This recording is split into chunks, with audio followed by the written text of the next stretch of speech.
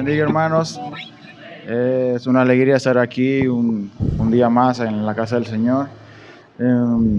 Vamos a comenzar. Le voy a pedir que por favor busquen en sus Biblias Salmos 103. Vamos a leer los primeros 8 versículos y a medida que lo tengan, se pone sobre sus pies. Salmos 103, versos del 1 al 8.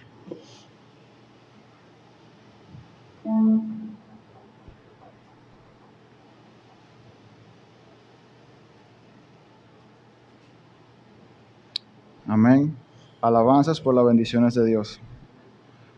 La palabra de Dios dice: bendice alma mía a Jehová, y bendiga todo mi ser su santo nombre. Bendice alma mía a Jehová, y no olvides ninguno de tus beneficios. Él es quien perdona todas tus iniquidades, el que sana todas tus dolencias, el que rescata del hoyo tu vida, el que corona de favores y misericordias, el que sacia de bien tu boca, de modo que te rejuvenezca como el águila. Jehová es el que hace justicia y derecho a todos los que padecen violencia. Sus caminos notificó a Moisés y a los hijos de Israel sus obras. Misericordioso y clemente es Jehová, lento para la ira y grande misericordia. Amén. Padre, te damos gracias, Señor, porque nos permite una vez más reunirnos juntos como iglesia, Señor, para alabar, Señor, alabarte y bendecir tu nombre. Te pedimos, Señor, para que ese tiempo que tengamos juntos, Señor, en coinonía, podamos usarlo para crecer más, Señor, y que salgamos de aquí, Señor, mucho mejor que como entramos. Que todo lo que sea en el día de hoy pueda glorificarte y reflejarte, Señor, a ti. Te pedimos y te damos gracias por todo eso. En el nombre de Jesús. Amén. Amén. Amén. Vamos a comenzar cantando esa alabanza que dice: no has sabido, no has oído.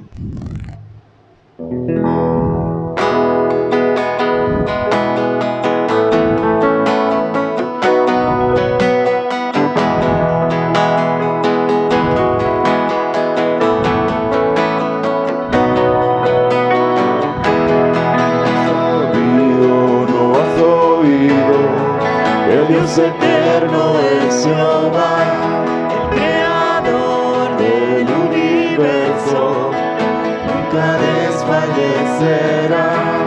No has sabido, no has oído, que el Dios eterno es Jehová, el creador del universo, nunca desfallecerá.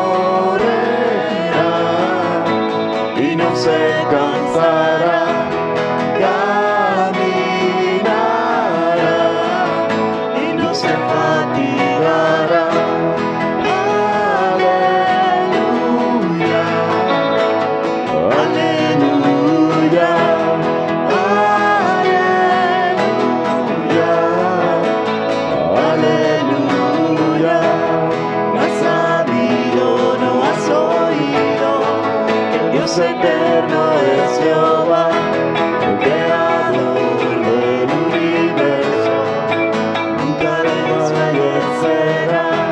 No has sabido, no has oído, el Dios eterno es Jehová, el creador del universo, nunca desfallecerá.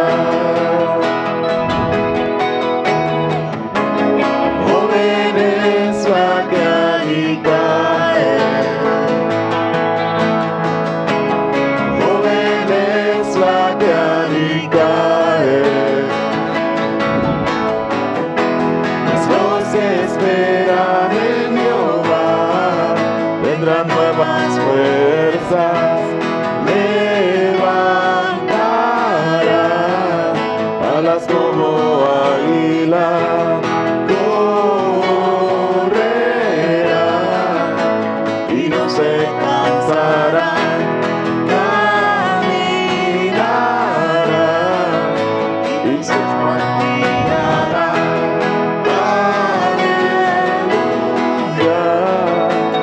Aleluya, aleluya, aleluya,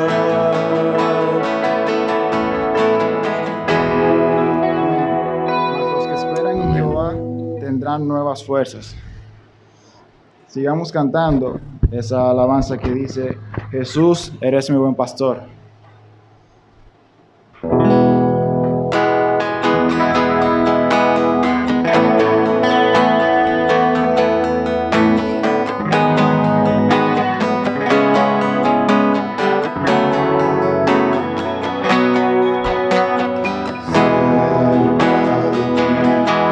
quiero estar para escuchar tu voz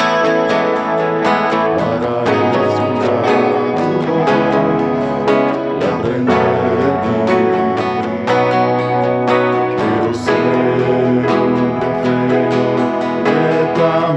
Quiero ser un reflejo de tu amor. Yo quiero vivir solo en tu voluntad. Jesús, eres mi buen pastor. Tú conoces mi camino. Jesús, puedo confiar en ti. Oh mi Dios, me rindo. Cerca de ti yo quiero estar para escuchar tu voz y aprender de ti.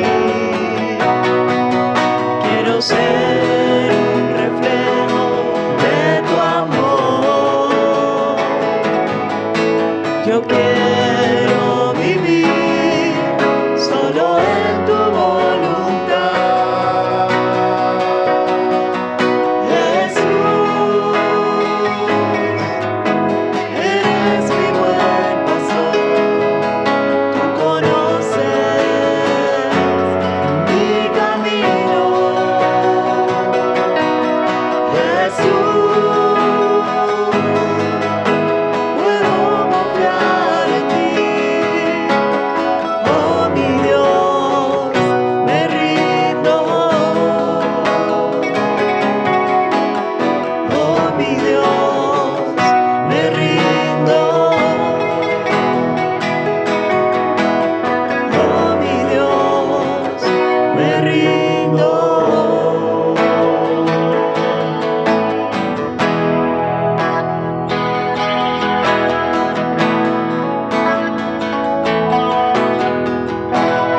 Amén. Ahora pasemos al momento de la ofrenda. Le voy a pedir al hermano Leonardo que por favor nos dirija en oración. Luego de que oremos, vamos a entonar el himno Enlazo de las Inmensas.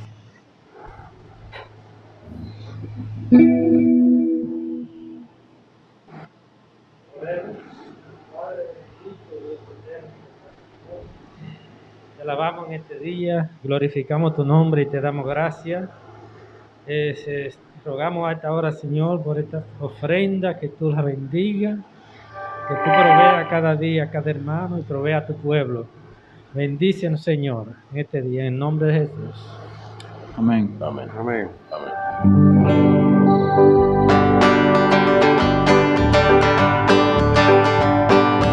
Las olas inmensas del bravecido mar, desnudan de mi alma la pobre embarcación. De rodillas a Cristo clamé en el huracán, ese grupo al instante a la voz de Dios. Es Cristo la roca, el ancla de mi fe, los males, lamentos y ayes de temor terminarán por siempre con mi supremo Rey. Es Jesucristo mi refugio. Me guarda de peligros, de pruebas, de dolor.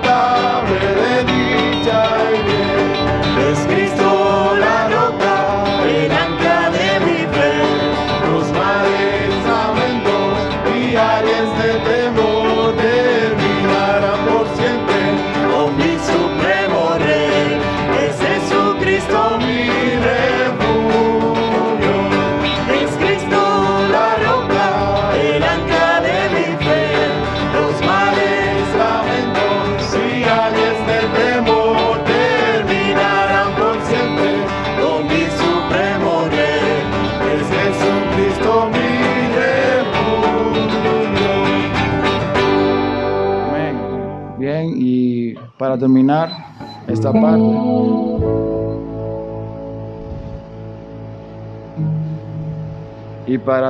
parte, vamos a concluir con la alabanza Te pertenezco.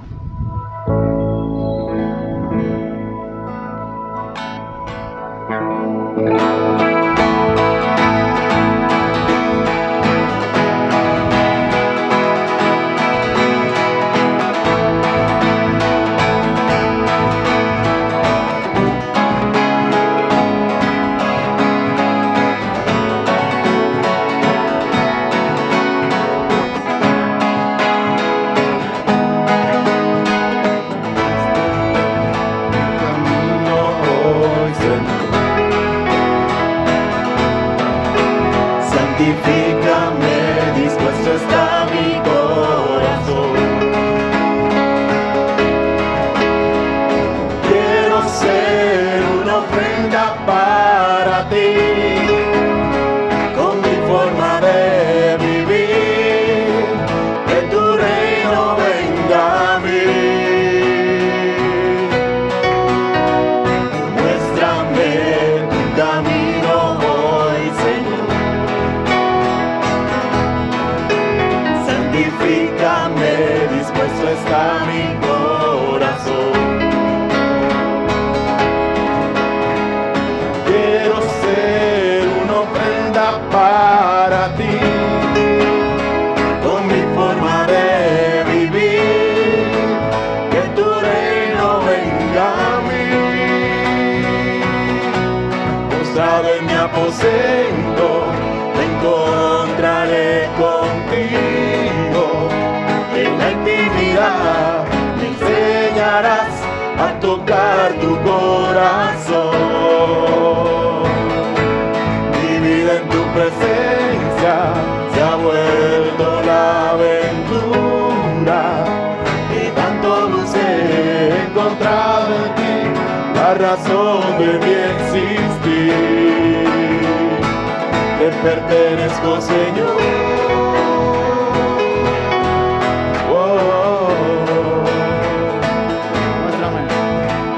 Muéstrame tu camino hoy, Señor. Santifícame, dispuesto está mi corazón. Quiero ser una ofrenda para ti, con mi forma de vivir, que tu reino venga a mí. Postrado en mi aposento, me encontraré contigo, y en la intimidad me enseñarás a tocar tu corazón. Vivir en tu presencia se ha vuelto la aventura, de tanto busqué, he encontrado en ti la razón de mi existir. Te pertenezco, Señor.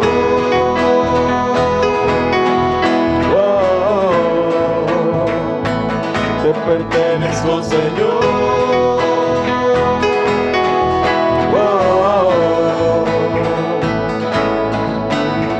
Presencia se ha vuelto la aventura, que tanto busqué, he encontrado en ti la razón de mi existir.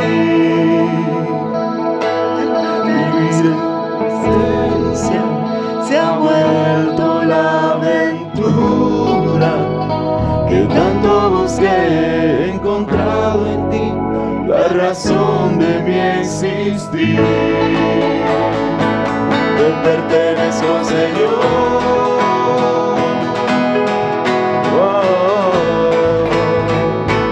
Te pertenezco, Señor.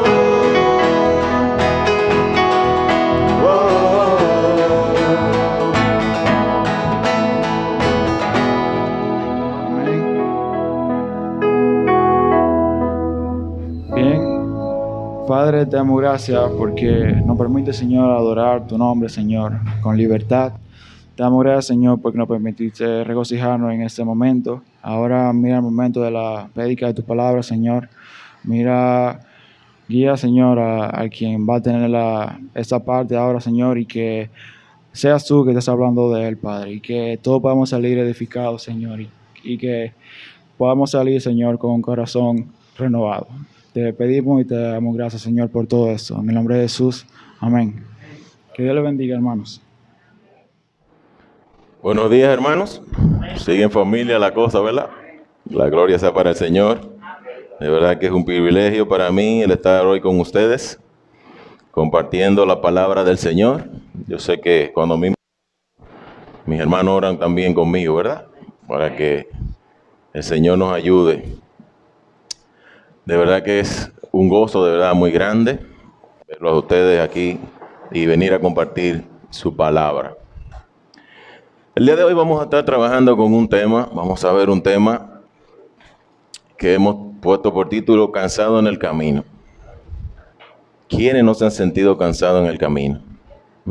Y no estoy diciendo del camino, ¿no? Cansado en el camino, ¿no? En su devenir, en su andar.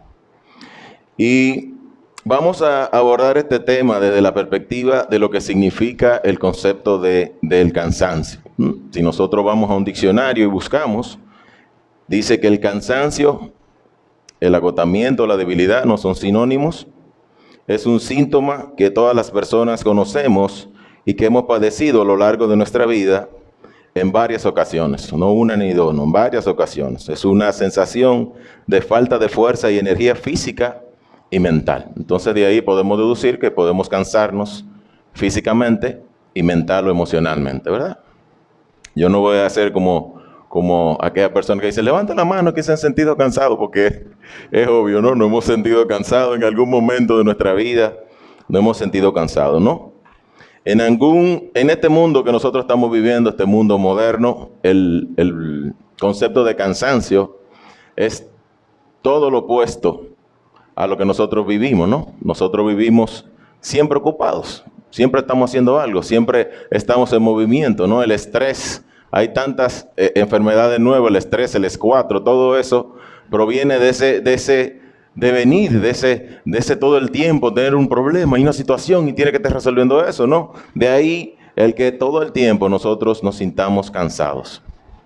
Muchas personas se sienten cansadas, muchas personas se sienten abatidas, muchas personas, no sé usted, llegan del trabajo en la casa, en la tarde, en la noche, a la hora que lleguen, mire, se tira en esa cama que se olvida de él, de que existe. ¿Quiénes han llegado así? ¿Verdad que sí? Muchos de nosotros llegamos a la casa y definitivamente que el cansancio nos agobia. Pero quiero decirle algo, cuando yo era niño, mi mamá me enseñó, o nos decía mucho a nosotros, que hay un momento en la vida que tenemos que hacer un alto en el camino. Mi mamá decía mucho esa expresión, hay que hacer un alto en el camino, ¿no? Hay que hacer ese alto en el camino y pensar en qué nosotros estamos invirtiendo nuestra vida. Pensar en qué nosotros estamos gastando nuestro tiempo. La mejor manera de usted invertir su tiempo, de gastar su tiempo, es cuando usted lo dedica a amar y a servir al Señor. Y ahí va un amén grande.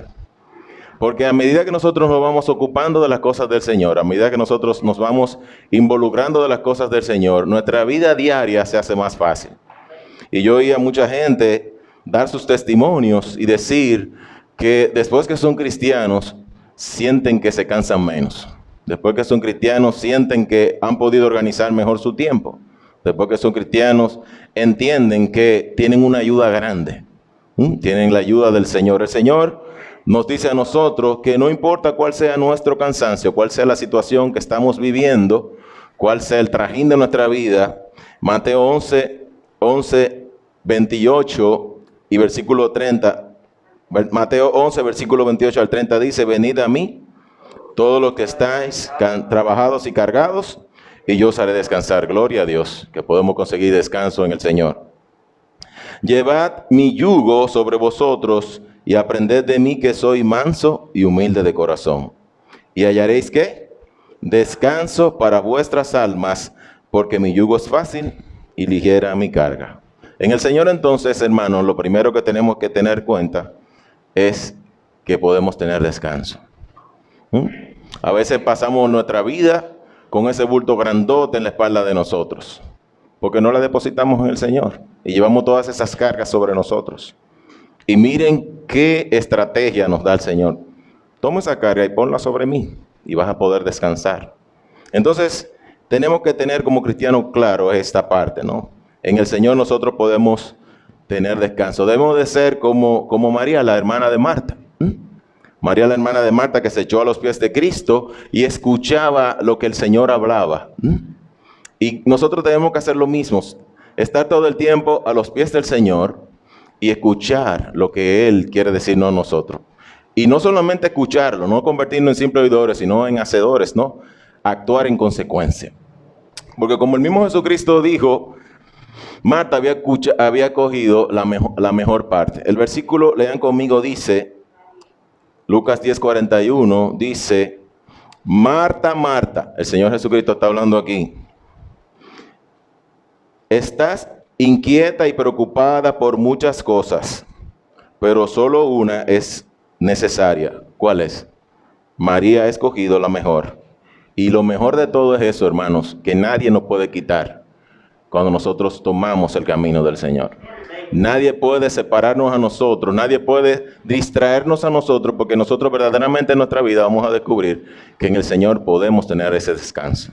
Amén. Entonces debemos de dejar que el Señor sea el quien nos guíe, ¿no? Para que nuestro diario vivir no sea así, no sea tan abrumador para muchos de nosotros. Y yo sé que ahí tenemos que hacer un ejercicio de dejar de salir corriendo en la mañana sin orar. Ore temprano en la mañana, como dice nuestro hermano Pastor Salvador, cargue la pila. Meta su situación en la olla de presión de la oración. Y usted verá que el día va a ser más tranquilo, el día va a ser más fácil. Pero si usted se deja llevar por ese trajín diario y usted está haciendo la agenda hoy de lo que le toca mañana, y hoy en la mañana usted está compartiendo qué es lo que usted está haciendo, hermano, usted tiene problemas. Aprendamos de lo que dice ese versículo. El Señor es que nos está llamando a nosotros, nos está diciendo, venid a mí.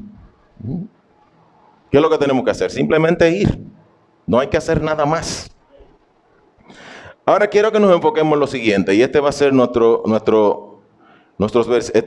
versículo clave, ¿no? Donde vamos a estar enfocando ese análisis sobre el cansancio en el camino. Primera de Reyes 19, versículo 4 y versículo 5 dicen, y aquí está hablando de Elías, y Elías caminó, lo estoy agregando ahí, caminó todo un día por el desierto, llegó a donde había un arbusto, se sentó a la sombra con ganas de morirse. Estoy harto, Señor, protestó. Quítame la vida, pues no soy mejor que mis antepasados. Luego, ¿qué pasó? Se acostó debajo del arbusto y se quedó dormido. Y lo que tenemos que preguntarnos, ¿qué pasó en la vida de Elías que lo llevó a tener ese momento de desesperación? ¿Se ha sentido así usted en su vida en algún momento? ¿Desesperado? ¿Que usted no puede? Porque, hermano, mire, no es con la fuerza de nosotros, ni con el poder de nosotros, es con el Espíritu Santo del Señor obrando en nosotros, que nosotros vamos a poder superar situaciones que nosotros vemos imposibles, que nosotros vamos a poder descansar en el Señor y poder seguir caminando, proseguir en el trayecto que nosotros nos hemos propuesto. Entonces, ¿cómo llega Elías a esta situación? ¿Podemos estar tan agobiados en nuestra vida que pudiéramos desear aún la muerte? Vamos a analizar esto. Elías, dice el relato bíblico, que luego de una gran hazaña en la cual Dios había hecho un milagro grande, yo sé que sí, me siguen, el capítulo 18 habla de ese momento trascendente. Ahí estaban los profetas de Baal, más de 400 profetas de idólatras, tratando de demostrar que aquellos dioses eran verdaderos. Y le voy a pedir que cuando quieran lo lean, se van a reír mucho porque yo me imaginé a Elías burlándose de ellos, Y diciéndole, miren, clamen más, porque puede ser que ustedes no están clamando bien. Clamen un poquito más para ver. Y hagan así, ¿no? Porque él estaba claro, porque el único Dios verdadero es el Dios en el que nosotros hemos creído. Y al final ellos hicieron lo imposible y no pudieron hacer que descendiera fuego sobre la ofrenda de ellos. Y Dios hizo un milagro grandísimo ahí. Y le permitió a Elías que se viera la gloria de Dios a través de ese milagro. Y dice la palabra que Elías le dijo que le echaran agua al altar. Él cogió su buey, lo puso sobre el altar y le dijo, échenle agua. Y después volvió y le dijo, échenle más agua. Y después échenle más agua. Y el milagro tremendo, como el Señor con el fuego consumió toda esa agua. Porque ecológicamente nosotros decíamos, pero ¿cómo va a ser que se va a prender eso ahora que está todo mojado? No, todo se prendió en candela, como decimos los dominicanos. Todo ardía. Esa agua se secó. ¡Wow! ¡Qué milagro tremendo! Había presenciado Elías. Y todo aquel pueblo de Israel y el rey Acab que estaba ahí también. Y no solamente eso, después fue la muerte de todos esos profetas que murieron. Aquí nosotros estamos viendo el contexto de dónde está Acab, donde está Elías, aquí en este monte Carmelo, viendo esa situación. Y nosotros vemos que Elías sale de ahí, de ese monte Carmelo, y sale corriendo hacia donde estaba el palacio, donde estaba el reinado del rey Acab. Unos 30 kilómetros va corriendo. Y esa es la situación en la que nosotros vamos viendo. Dice el versículo 46, que Elías tenía un poder tremendo sobre él, ¿no? Dice que la mano de Jehová estuvo sobre Elías. Imagínense ustedes todo eso que él había presenciado. Hermano, cuando nosotros vemos a Dios obrando en nuestra vida, nosotros nos sentimos, mire, súper, tremendo, ¿no? Y la mano de Jehová estuvo sobre él, sobre Elías, el cual ciñó sus lomos y corrió delante de Acab hasta llegar a Jezreel. Después de esa situación, él sale corriendo hacia la ciudad de Jezreel, 30 kilómetros, un señor mayor, imagínense ustedes, un señor ya entrado en edad, y dice que ciñó sus lomos. Y aquí algo que discutía con mi familia. ¿Qué significa que ciñó sus lomos?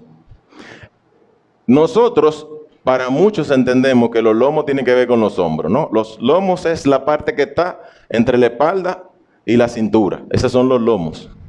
Entonces, ceñirse los lomos implicaba que él cogió su túnica y se la remangó, como decimos los dominicanos, y se la amarró de allá atrás. Se ciñó los lomos. ¿Para qué usted cree que era eso? Para correr fácilmente. Se mandó a correr. Y el hombre corrió sin eso que quería correr, porque él tenía una túnica. Ahora yo le pregunto a usted, ¿qué hay en su vida que le impide correr? ¿Qué hay en su vida que le impide seguir el tránsito en su vida, el trayecto de su vida? ¿Qué tiene que hacer usted? ¿Qué es ese lomo que usted tiene que ceñirse para caminar? Ahí ponga usted esa situación. ¿Qué le impide a usted seguir corriendo? Él ciñó sus lomos y dice que siguió corriendo. Pero yo no sé si ustedes se fijan ahí. Dice, y corrió delante de Acab hasta llegar a Jezreel. O sea, ese señor de edad corrió tan rápido que sabe Dios si le pasó acá con los caballos y de carruaje. Porque él iba a mandar briciado y ese hombre, como decimos nosotros los dominicanos. Yo me imagino, yo no sé si ustedes se lo están imaginando, remangado con la túnica y corriendo como una pedrada. ¡Wow! Él iba, miren, todo el camino buscando, iba corriendo, iba pensando, imagínense ustedes, él pensando en el camino diciendo, ¡wow! Tremendo, ya sí es verdad que acá no va a estar de idólatra. Ya sí es verdad que acá va a dejar eso y que el pueblo de Israel va a poder adorar libremente. Y que nosotros los profetas vamos a poder estar libres y tranquilos porque, mire, la esposa de acá había matado gente que eso era una cosa impresionante. En siendo profeta, todo ella se había encargado de ello. Y mire, imagínese usted esa situación que acababa de pasar. Él va corriendo con todo ahí, imaginándose todas esas cosas. Porque, hermano, cuando la cosa va bien, nosotros sentimos que las cosas pueden seguir mejor. Amén, ¿verdad? Que es el sentimiento de nosotros los seres humanos. Él también entendió y pensó y razonó eso en su cabeza y dijo, no, ya esto está tranquilo. Ya va a haber paz. Ya yo voy a vivir tranquilo. Los profetas podemos estar, mire, en Alaca que estamos los profetas ahora mismo. Tranquilo estaba él. Pero ¿qué sigue pasando? Veamos el relato. Veamos el relato. Dice el versículo 45, dice, y aconteció estando en esto que los cielos se oscurecieron con nubes y viento, y hubo una gran lluvia, y subiendo Acab vino a Jezreel. Cuando Acab se dirige al monte, ¿qué había? Había una situación de una sequía de más de 3 años y medio. Y no solamente fue el milagro de esa ofrenda que se encendió llena de agua, y todos estos profetas adoradores de Baal que murieron, sino que también, ¿qué pasó? El Señor le permitió a Elías hacer el milagro de la lluvia. Y no solamente él estaba corriendo en el desierto normal, o sea, le estoy agregando situaciones. Él iba corriendo con un aguacero tremendo, arremangado corriendo. Esa era la situación que él estaba viviendo. Y él estaba viendo que en su corazón posiblemente ya todo se iba a arreglar, ya todo iba a estar tranquilo. Y entonces nosotros preguntamos, ¿y qué fue lo que pasó que él llegó a decir eso? Sigamos viendo los acontecimientos. No sería extraño que Elías se hubiera sentido como nosotros, no pensando que las cosas iban a salir bien, porque si leemos Santiago 5:17, Elías era un hombre sujeto a pasiones semejantes a las nuestras. Elías era un hombre común y corriente como usted, como yo. Y era normal que él pensara lo que nosotros pensamos. No, la cosa está bien, el Señor ya obró, las cosas van a seguir bien, ya de aquí para adelante no hay problema. Ay, pero el Señor dijo que en el mundo tendréis aflicción. Y no es una aflicción y se acabó. Tendréis aflicción. Entonces, Elías, un hombre común como nosotros, sujeto a pasiones semejantes a las nuestras, pensaba así. El versículo sigue diciendo que oró fervientemente para que no lloviese, y no llovió sobre la tierra por 3 años y 6 meses. Un hombre tranquilo, un hombre común como usted y yo, en la mano de Dios puede hacer grandes cosas. Pero no es él que la hace, es Dios que la hace a través de él, para que sea glorificado el nombre de Dios. Entonces vea eso en su vida. Lamentablemente, los sufrimientos estaban lejos de terminar. Pocas horas después, sentiría tanto miedo y desánimo que deseó morir. Pero, ¿qué fue lo que pasó? ¿Qué hizo Dios para levantar la fe y darle valor al profeta Elías? Eso nos lleva entonces a nosotros, a nuestro primer punto. El primer punto es, en nuestro camino muchas veces las cosas no resultarán como estamos esperando que pasen. Lamentablemente las cosas no son como nosotros queremos, sino conforme a la voluntad y el propósito que Dios tiene en nuestra vida. Pero las cosas pasan porque Dios tiene un plan en la vida de nosotros. A veces nosotros lo que pensamos es, Dios mío, ¿y por qué a mí? Esa no es la pregunta. La pregunta es, Señor, ¿por qué me está pasando esto? ¿Qué tú quieres que yo aprenda con esta situación?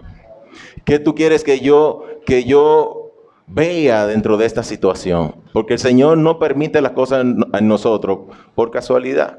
El Señor tiene un plan, el Señor tiene un propósito. Y nosotros como hijos de Él tenemos que sentirlo y entenderlo así. El Señor tiene un propósito en su vida, el Señor tiene un propósito en mi vida. Sigamos viendo. Cuando Acab llega a su palacio en Jezreel, no da muestra de haber cambiado para nada.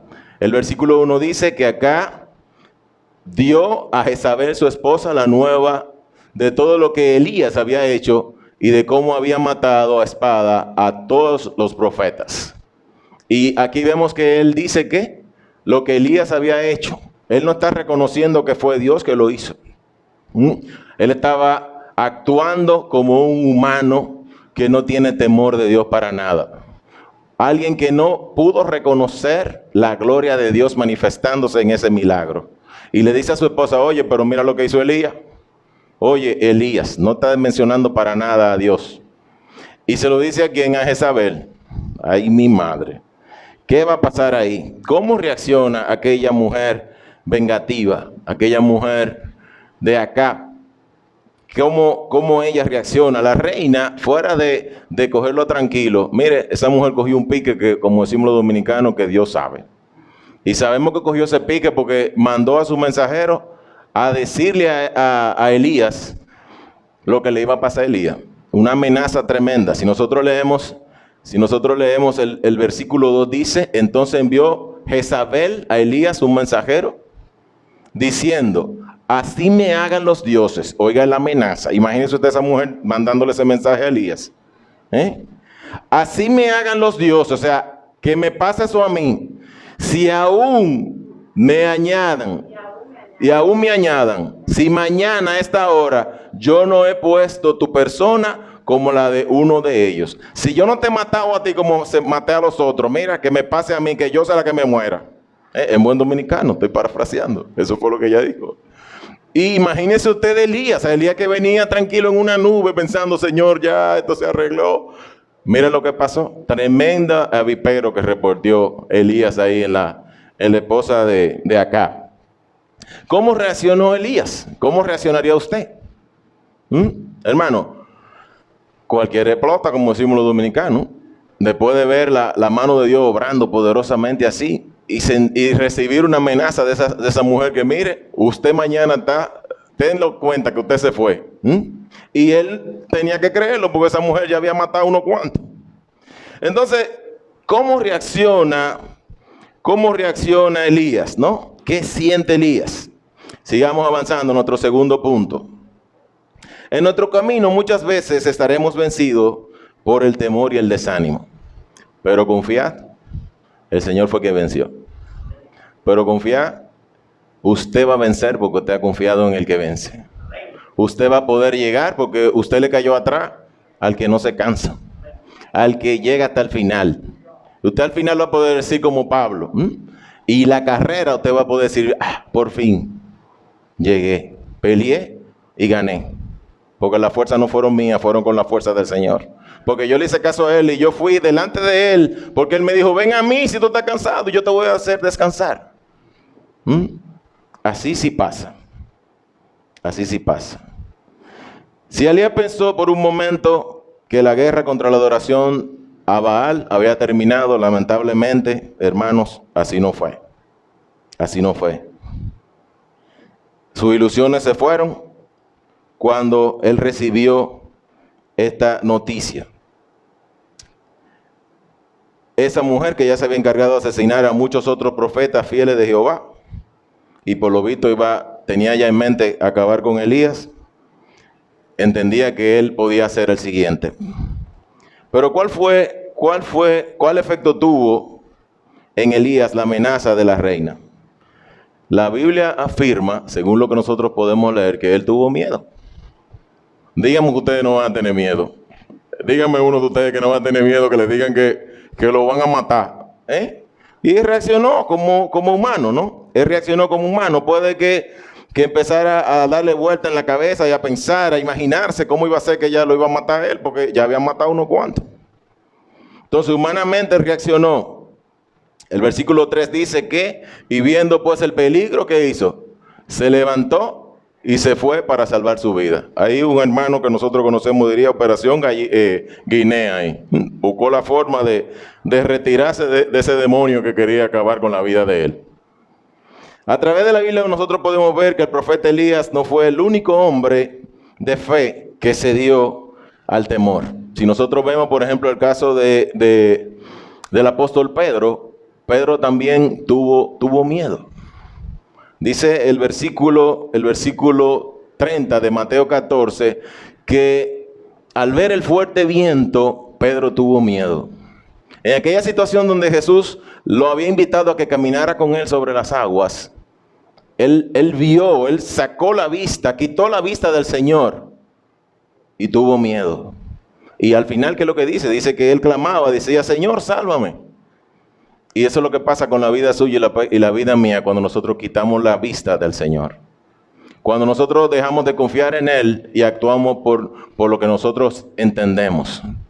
Y eso le pasó a él. Y de la situación de Elías y de la situación de Pedro podemos seguir la siguiente conclusión. Y cito, para conservar el valor no nos conviene pensar demasiado en todo lo malo que pudiera pasarnos. Necesitamos fijar la atención ¿en quién?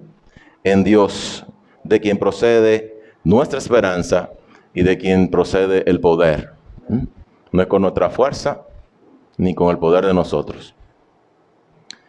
Presa del pánico, entonces Elías atraviesa una distancia de unos 150 kilómetros en dirección sureste hasta llegar a la ciudad de Beerseba, según dice el relato bíblico.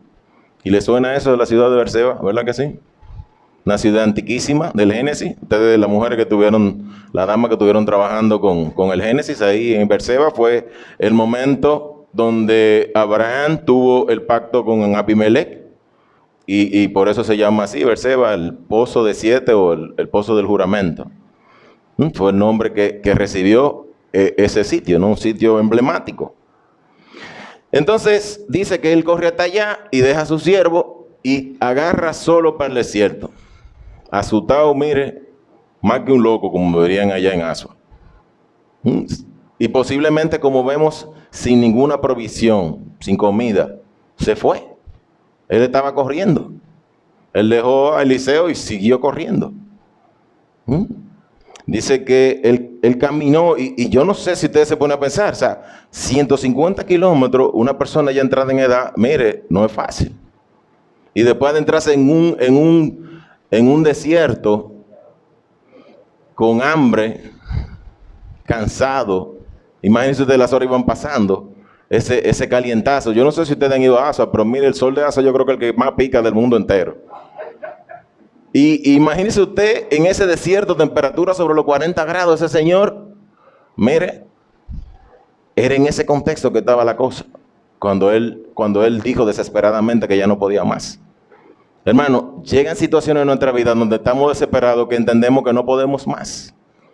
Y decimos, Dios mío, pero yo no le estoy diciendo que lo más estratégico que usted desea morirse, porque todo el mundo dice que para mí el vivir ganancia es morir, y el morir es Cristo, ¿verdad? Pero nadie quiere morirse. Nadie quiere morirse. Pero en esta situación de desesperación, hermano, usted puede entender a esa gente que ya no pueden más. Y ahí era que él estaba. O sea, ya Elías no podía más. No podía más. En su desesperación, el profeta pide a Dios que le quite la vida. El versículo 4 dice, quítame la vida, pues no soy mejor que mis antepasados. Yo no soy quien para estar aguantando esta carga. De todos estos incrédulos que no quieren creer en Dios y que quieren seguir adorando a los Baales. Yo no soy quien. Quítame mejor la vida a mí.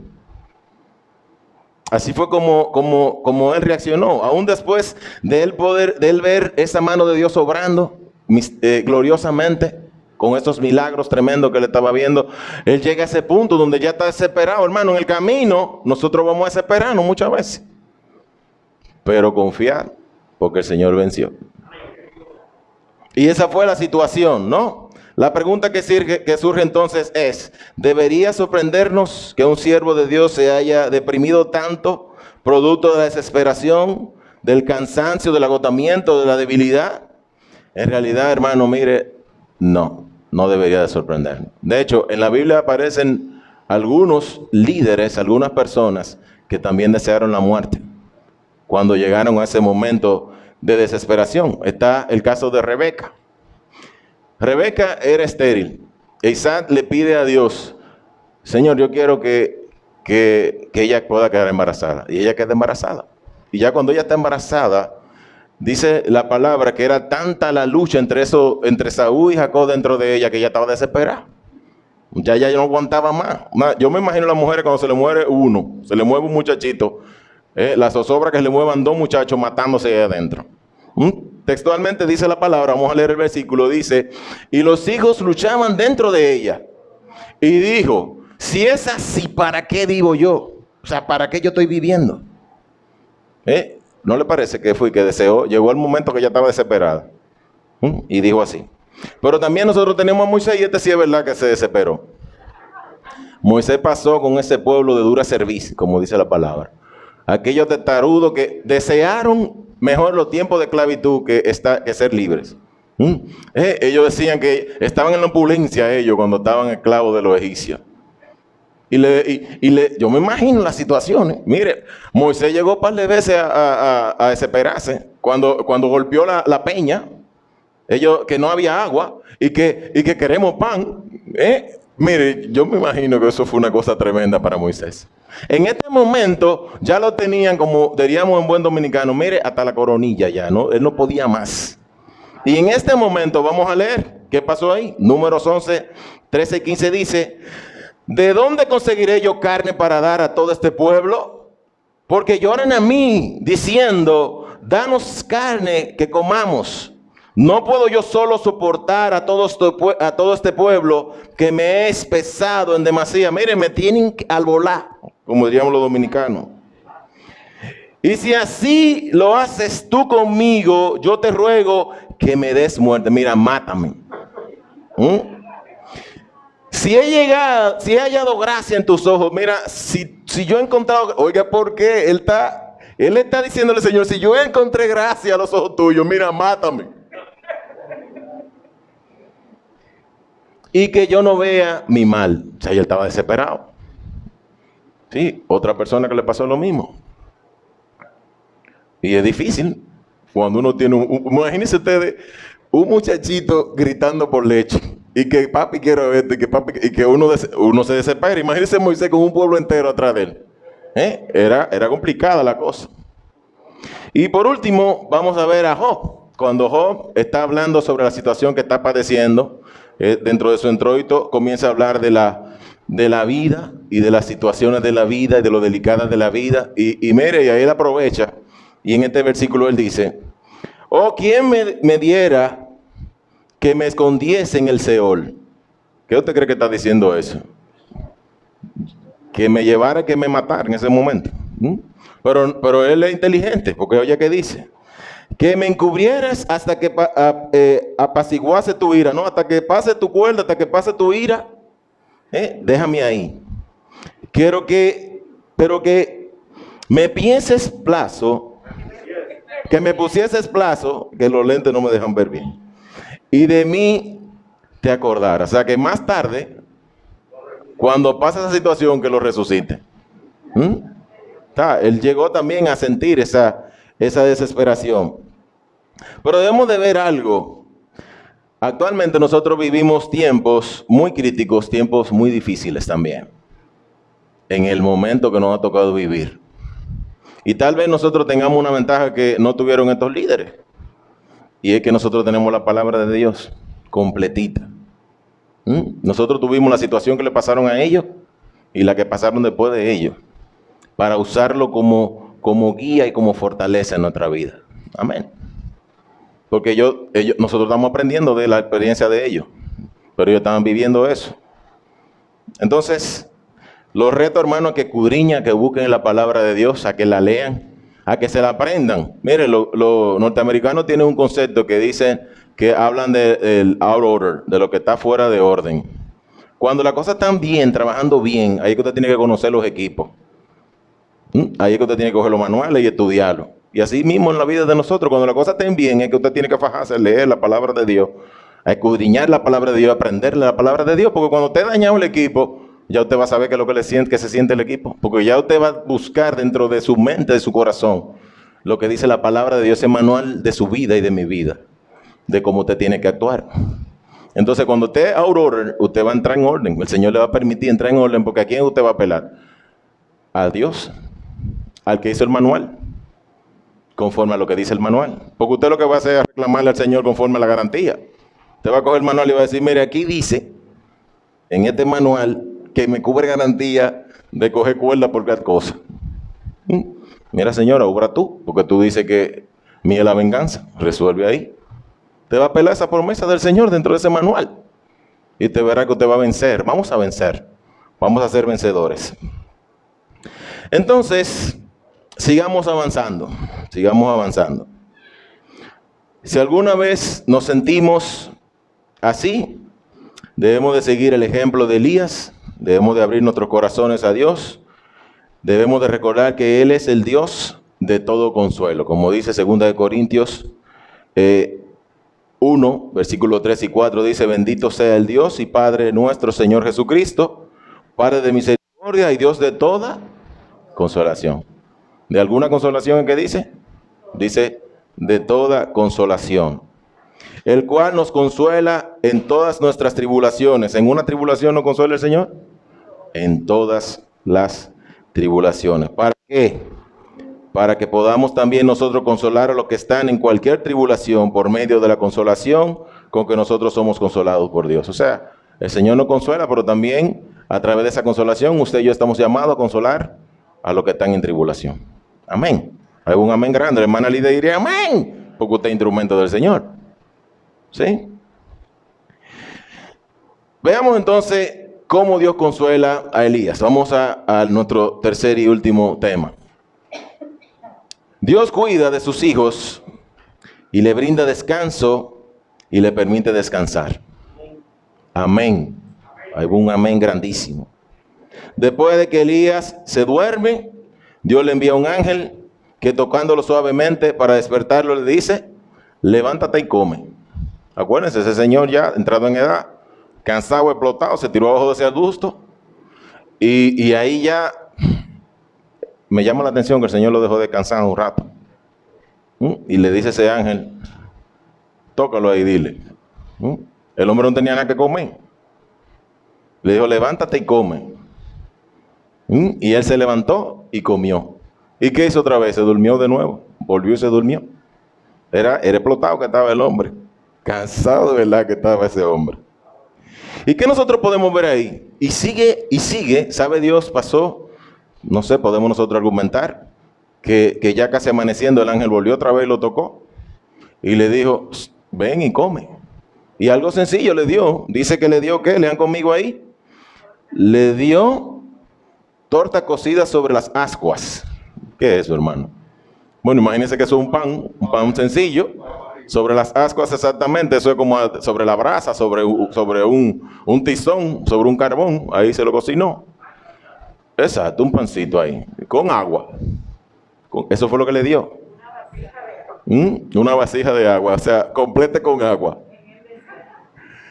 En el desierto, tremendo ese detalle. Hermano, y esa comida fue tremenda para él. Esa fue la comida milagrosa de él. Pan y agua. ¿Y qué pasó? Cuando él durmió la primera vez, ¿no le llama la atención que él ni gracia le dio al ángel? Él comió y se acostó y se durmió. Ni gracia le dio. ¿Sabe Dios que estaba muy cansado? Porque a veces estamos así. Vuelvo y caigo cuando usted llega a la casa. O sea, usted llega a la casa y se tira en la cama a veces como un muerto. Que ustedes ven que cenen. O tal vez, qué sé yo, estaba abrumado por la situación. Era persiguiéndolo para matar a los que estaban. O sea, él estaba complicada la cosa. Entonces nosotros vemos que él vuelve y se duerme. Pero vayamos al versículo. Dice, levántate y come. Y le dice aquí una exhortación tremenda. Le dice, porque largo camino terrestre. O sea, tú lo que tú has caminado todavía no es nada. Te queda un camino bien largo. Señores, y esa comida le permitió a este señor mayor, entrado en edad, llegar a donde tenía que llegar. Y vamos a ver, vamos a seguirlo leyendo. Yo no sé si ustedes, pero a mí me fascinó el ver cómo Dios conoce nuestras necesidades. Cómo Dios permitió que ese hombre descansara, que ese Elías descansara. Porque el Señor no entiende a nosotros. El Señor fue que nos hizo a nosotros, Él lo entiende perfectamente.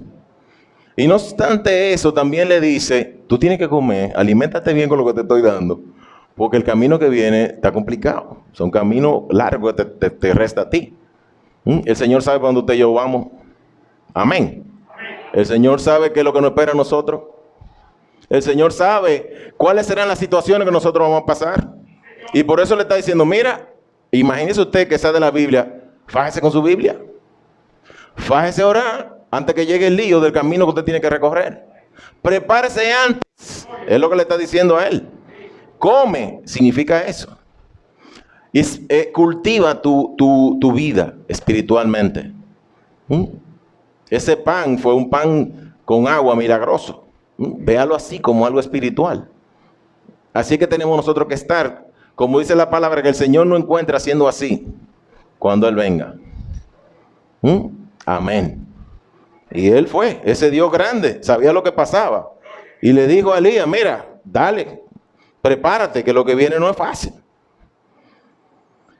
Pero David no lo pudo decir de una manera mejor, ¿no? El Salmo 103 que leía a mi hijo ahorita, el versículo 13 y 14 dice, como el Padre se compadece de los hijos, se compadece Jehová de los que le temen. Porque Él conoce que nuestra condición, se acuerda de que somos polvo. El Señor sabe cuáles son nuestras condiciones. El Señor no le va a dar carga a usted más pesada de la que usted pueda llevar, porque Él nos conoce. Él sabe qué va a pasar en nuestra vida. El Señor nos da a nosotros las herramientas para que nosotros nos preparemos para las situaciones que van a venir. Y cuando usted entienda que no puede, piense en Filipenses 4:13. Todo lo puedo en Cristo que me fortalece. No es que usted se va a hacer fuerte, es que usted necesita procurar fortaleza, que no es lo mismo. Usted tiene que procurar la fortaleza que viene del Señor. Y sigamos viendo el relato. ¿Hasta qué punto fortaleció Elías aquella comida? Aquel pan a la brasa, aquel pancito tostado con agua, con una vasija de agua. ¿Hasta dónde lo fortaleció? Versículo 8 dice que Elías se levantó, pues, comió y bebió, y fortalecido con aquella comida, caminó 40 días y 40 noches hasta Horeb, el monte de Dios. Ese señor mayor, entrado en edad, en aquel desierto, 40 días para las escrituras, 40 es un número de prueba. 40 días. ¿No le recuerda eso a quién? A Moisés, 600 años antes. ¿No le recuerda a usted eso a Cristo 1000 años después? Esos 40 días, este señor mayor, entrado en edad, ayunó por 40 días, sostenido por Dios, por pan y agua. Y por más que se hartara, olvídese que se iba a llenar, pero olvídese que se le iba a consumir. Y él pudo pasar días, semanas, casi un mes y medio sin comer nada. Gloria a Dios. Y él siguió en el camino. Pero lo importante aquí es que nos dejan un aprendizaje como la situación que vivió Cristo Jesús. Muchas veces lo importante no es el alimento físico, es el alimento espiritual. Hay un amén grande. El alimento espiritual. El Señor Jesucristo lo dijo de la siguiente manera cuando fue tentado también en el desierto por 40 días.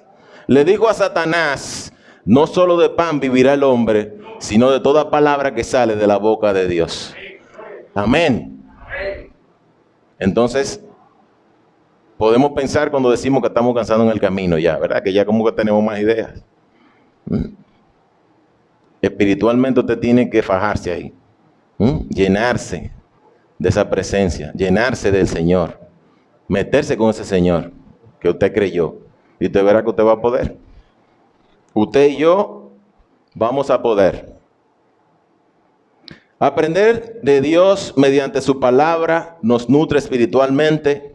Aunque este tipo de alimento no haga desaparecer todos nuestros problemas, sí nos ayudará a aguantar lo que de otro modo podría ser insoportable. Además nos conducirá a la vida eterna, como dice Juan 17:3, y esta es la vida eterna, que te conozcan a ti, el único Dios verdadero, y a Jesucristo, a quien has enviado. Exponernos a Dios y a su palabra nos da la oportunidad de experimentar en nuestros corazones lo que los discípulos de Emaús experimentaron cuando se devolvían. Cuando ellos iban ya de regreso a sus casas, derrotados, afligidos, desmotivados, como diríamos nosotros dominicanos, con el moco para abajo, ya iban para su casa, porque había muerto a Jesucristo, habían crucificado a Jesucristo. Y dice la palabra que llegó un momento que el Señor comenzó a caminar con ellos, y que llegaron a su casa, y que ellos se dieron cuenta que era el Señor que andaba con ellos. ¿Y qué pasó? Ellos sintieron ese fuego en su corazón. Y dice la palabra que fueron abiertos sus ojos. Eso pasa en la vida de nosotros cuando nosotros caminamos con Dios. El Señor hace que nosotros veamos las situaciones, las soluciones de las situaciones, porque la solución a nuestro problema, ¿usted sabe quién la tiene? Dios es el que la tiene. Dios es el que la tiene. Debemos de olvidarnos de querer ser fuertes y en cambio debemos de procurar fortalecernos en el Señor. El que va al gimnasio, ¿qué es lo que hace? Se pone a levantar hierro y hacer ejercicio para ponerse fuerte, ¿no? Para que su cuerpo se ponga fuerte. Usted y yo, para poder fortalecernos en el Señor, tenemos que hacer ejercicio. ¿Usted sabe cómo? De rodillas. El gimnasio suyo está debajo de la rodilla de usted. Así que usted se ejercita. El gimnasio suyo está aquí. Ahí, la máquina que usted tiene que darle los cardios es ahí que está.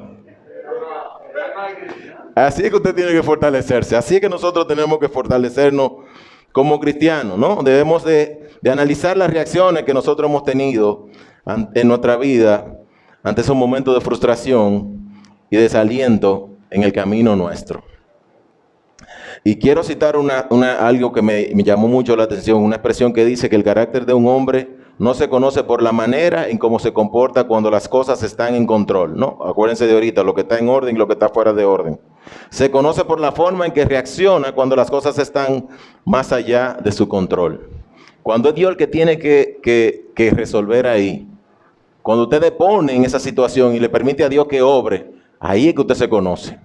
No es cuando la cosa está bien que usted está todo color de rosa. Otra idea dice que debemos de tener claro que la diferencia entre los que avanzan y los que retroceden en el camino, ¿qué es? La confianza en Dios. Los que tienen confianza en Dios van a llegar hasta el final. Los que no confían en Dios se van a quedar en el camino. La pregunta que usted tiene que hacerse es, mí mismo, ¿yo estoy confiando en Dios? Pregúntenselo. Esa es la gran diferencia. Veamos el caso de David. David fue el rey de Israel. David pasó situaciones que ustedes no se imaginen, corriendo no sé cuántos años por todos esos montes de Saúl y del ejército de Saúl. Atribulado, igual que Elías, con amenaza de muerte. A cada rato estaban por encontrarlo. Se hizo hasta el loco. Pasó hambre, pasó necesidades, David pasó de todo. Y pensando David con una promesa en su corazón de que David iba a ser, porque ya él lo sabía, él iba a ser el rey de Israel. ¿Y cómo reaccionó David? David agarró y dijo, no, yo no puedo estar pasando esto, porque yo soy el rey de Israel, yo no puedo estar en esta cosa. No, David aprendió de esas situaciones. Y fuera de lo que nosotros podemos pensar como humanos, David aprendió tanto. Esas situaciones, él permitió que transformaran su vida. Y la vida de David fue transformada. Hermano, esa situación el Señor la permite en su vida para que su vida sea transformada.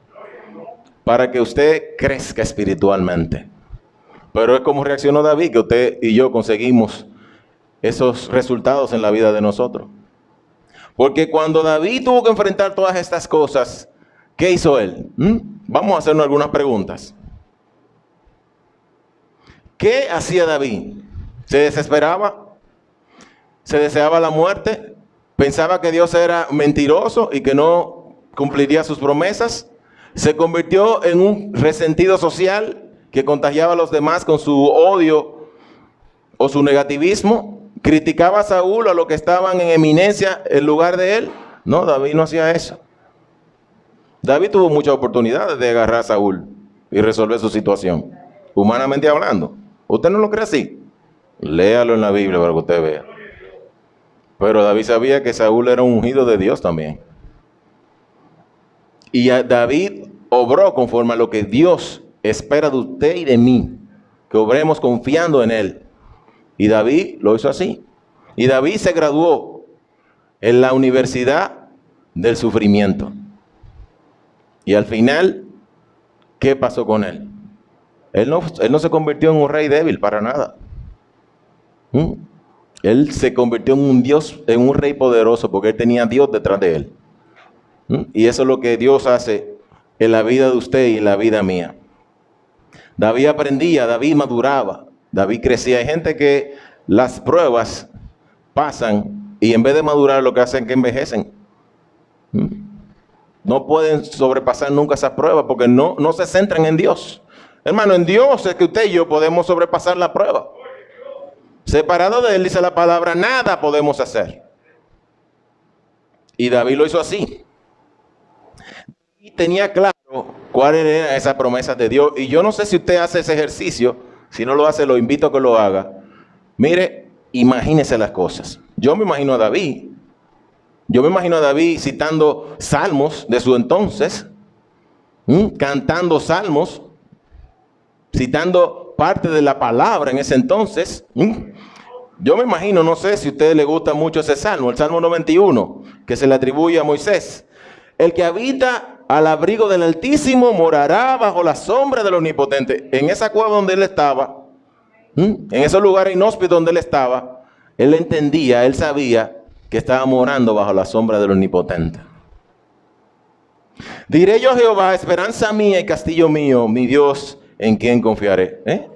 David era un cantante tremendo, un trovador, un tocador de instrumentos. ¿Ustedes se acuerdan para lo que usaban? Imagínense a él en ese momento, pero no solamente ese. Imagínense un salmo de él, ¿no?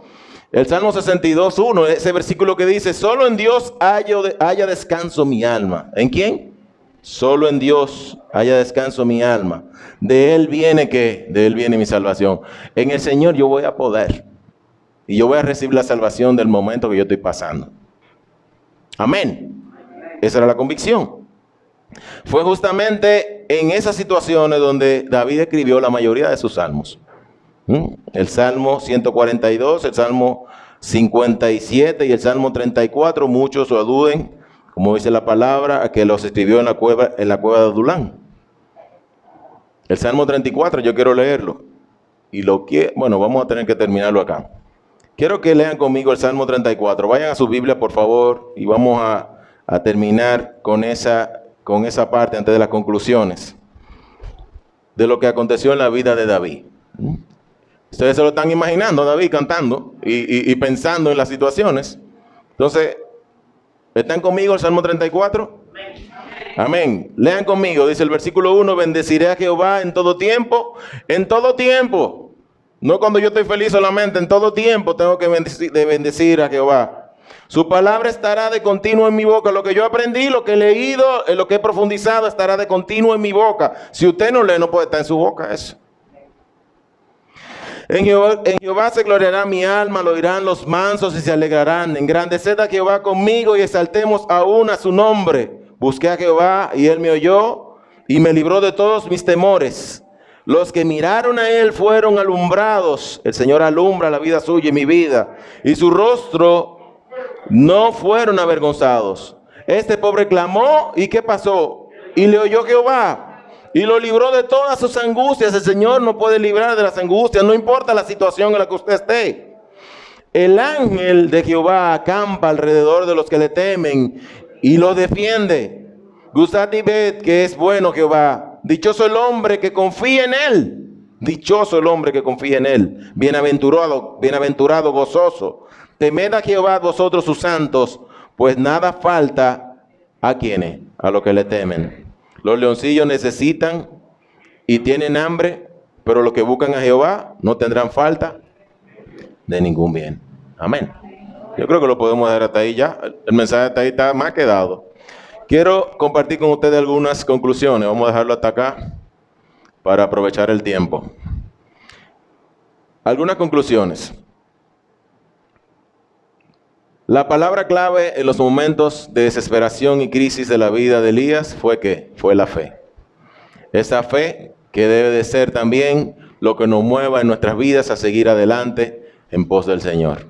La fe es sumamente importante. También un corazón confiado en Dios es el que nos permite mantenernos en pie en el camino cuando otros flaquean y caen. Como dice Isaías 40, 29 al 31, Él da fuerza al cansado y multiplica la fuerza al que no tiene ninguna. Los muchachos se fatigan y se cansan, los jóvenes flaquean y caen, pero los que esperan a Jehová tendrán nuevas fuerzas, levantarán las alas como las águilas, correrán como aquel que se ciñó el lomo y no se cansarán, caminarán y no se fatigarán. También los caminos te tornarán en ocasiones difíciles, pero en estas circunstancias transformarán lo malo en bueno, lo bueno en malo, lo bueno en mejor y lo mejor en extraordinario. ¿Quién cree eso? Amén. El Señor lo puede hacer. Por último, lo importante con Dios no es definir dónde estamos, sino hacia dónde vamos. Y déjeme decir, hermano, usted y yo vamos avanzando. Por eso sigamos caminando perseverantemente, confiando en Dios, y usted verá que Él al final hará. Cuando nosotros entendamos que estamos separados, que no podemos más, piensa en eso. El Señor en su momento lo va a hacer. Cuando usted a mí no convenga, el Señor lo hará. ¿Y por qué no quedarnos con este versículo que aprendí hace mucho de una de nuestras tías? Porque yo soy Jehová, porque yo Jehová soy tu Dios, quien te sostiene de tu mano derecha y que te dice, no temas, yo te ayudo. Dios le bendiga, hermano. Bendiciones.